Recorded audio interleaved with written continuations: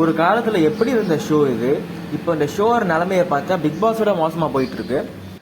4 நாளாக யூடியூப்பை திறந்தாலே இந்த இஷ்யூ மட்டும்தான் வந்து ஓடிட்டு இருக்கு. பெரிய சேனல்லேருந்து சின்ன சேனல் வரைக்கும் எல்லா சேனல்லையுமே வந்து இதை போட்டு அடித்து துவைச்சி முடிச்சுட்டாங்க இந்த நியூஸை.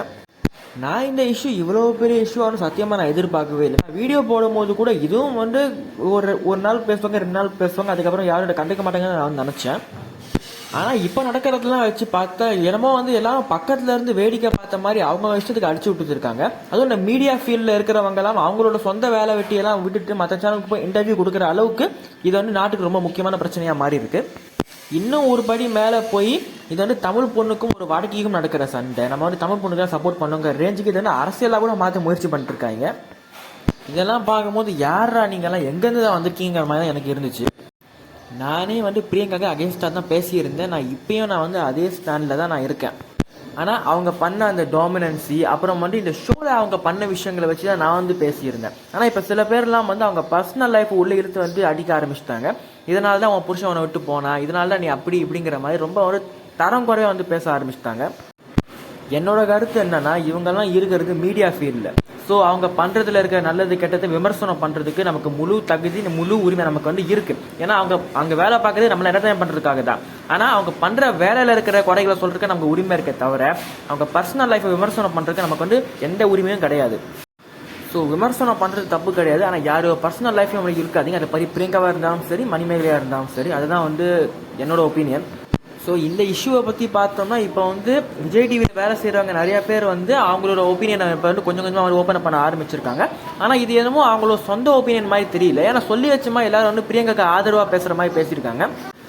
அந்த இடத்துலேயே இருந்த குரேஷி வந்து நேற்று நைட் வந்து ஒரு வீடியோ வந்து போட்டிருக்காப்புல. அதில் வந்து அவர் வந்து நான் நியூட்ரலாக பேசுகிறேன் அப்படிங்கிற மாதிரி அவர் வந்து பேசியிருந்தாலும் கூட அவர் வந்து அந்த வீடியோவில் பிரியங்காக்கு தான் அவர் வந்து சப்போர்ட் பண்ணார். அண்ட் பிக் பாஸ் 5ல் வந்து பாவனி வந்து அவங்க வந்து டேரெக்டாகவே அவங்களோட சப்போர்ட் வந்து பிரியங்காக்கு வந்து தெரிவிச்சிருக்காங்க. அவங்களோட ஸ்டோரியில் வந்து அவங்க வந்து வேற ஒன்றும் கிடையாது, இது வந்து மணிமேகலுக்கு இருக்கிற இன்செக்யூரிட்டி அந்த மாதிரி வந்து அவங்க வந்து ஒரு ஸ்டோரி போட்டிருந்தாங்க. இருக்கலாம், இன்செக்யூரிட்டியாக கூட இருக்கலாம். ஆனால் அப்படி இருந்தாலும் தப்பு இல்லையே. ஏன்னா ஒரு 3-4 சீசன் கோமாளியாக இருந்ததுக்கு அப்புறமா ரொம்ப நாளுக்கு அப்புறமா வேண்டி இந்த ஆங்கர் அப்படிங்கிற பொசிஷன் வந்து அவங்களுக்கு கிடச்சிருக்கு. ஸோ அவங்களோட வேலை வந்து அவங்கள வந்து பிடிச்சி அவங்க வந்து செய்கிறாங்க. அந்த மாதிரி நேரத்தில் இன்னொரு பெரிய ஆங்கர் வந்து இவங்க பேசுறதுக்கெல்லாம் வந்து இன்ட்ரப்ட் பண்ணி இவங்க வேலையை கெடுக்கிற மாதிரி பேசும்போது ஒரு பயம் வரதானே செய்யும். நம்ம வேலைக்கும் சேர்த்து வள வச்சிருவாங்களோங்கிற மாதிரி ஒரு பயம் வர்றது வந்து சகஜம் தானே. இதோட தப்பு இல்லையே.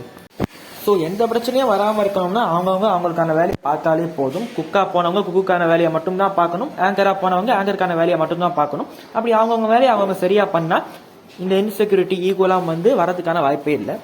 அண்ட் பிரியங்கா மட்டும் இதுக்கு முழு காரணம் நான் சொல்ல மாட்டேன். பக்கத்தில் இருக்கிறவங்களும் வந்து இதை வந்து மறைமுகமாக ட்ரிகர் பண்ணிட்டு வந்துட்டு இருந்திருக்காங்க. அவங்க வந்து காமெடிக்காக பண்ணியிருக்கலாம்.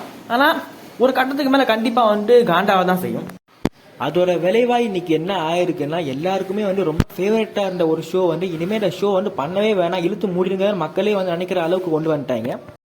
ஸோ இனிமேல் இந்த இஷ்யூவை பற்றி பெருசாக வந்து மக்கள்லாம் கண்டுக்காமல் இருந்தாலும் இது வந்து தன்னால் வந்து அணைஞ்சு போயிடும். நானுமே வந்து இதுக்கு முன்னாடி இந்த இஷ்யூவை பற்றி என் சேனலில் ஒரு வீடியோ போட்டிருந்தேன். இப்போ 2வது வீடியோ போட்டிருக்கேன். இந்த 2 வீடியோவை தவிர இனிமேல் இந்த இஷ்யூவை பற்றி என் சேனல்லேருந்து எந்த விதமான வீடியோவும் வராது.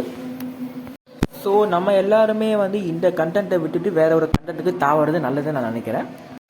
ஸோ அவ்வளோதான் கைஸ். வீடியோ பிடிச்சிருந்தா ஒரே ஒரு லைக் கொடுத்துருங்க. மறக்காமல் சப்ஸ்கிரைப் பண்ணிடுங்க கைஸ். தேங்க்ஸ் ஃபார் வாட்சிங். பாய்.